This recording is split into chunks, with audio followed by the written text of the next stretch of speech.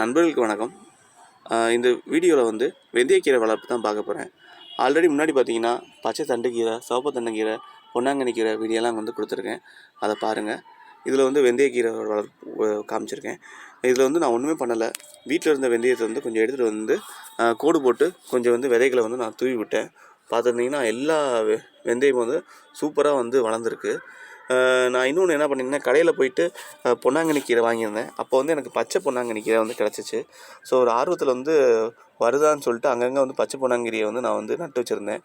அதில் நிறையா கீரை வந்து பெருசாக வரலை, ஒரு மாதிரி கருகிடுச்சு. ஆனால் சில இந்த மாதிரி தண்டுகள் மட்டும் வந்து கொஞ்சம் நல்லா இருந்துச்சு. ஸோ அந்த தண்டுகளை மட்டும் விட்டுட்டு அப்படியே வந்து இந்த வெந்தயக்கீரையும் வந்து போட்டிருந்தேன்.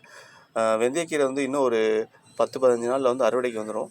ஸோ வந்ததுக்கப்புறம் இந்த பச்சை பொன்னாங்கண்ணி கீரை வந்து எப்படி வருதுன்னு சொல்லி பார்க்கணும்.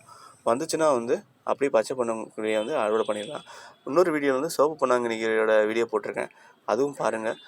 பொன்னாங்கண்ணி கீரையை பொறுத்தளவுக்கு சிவப்பு பொன்னாங்கீரை இப்போ பார்த்திங்கன்னா எனக்கு வந்து ஈஸியாக வந்து வந்துருச்சு. ஆனால் அந்த பச்சை பொன்னாங்கண்ணி கீரை வந்து அவ்வளோ ஈஸியாக வரல. ஆனால் வந்து வைக்கும்போது ரொம்ப பச்சை பசேல்னு இருந்துச்சு.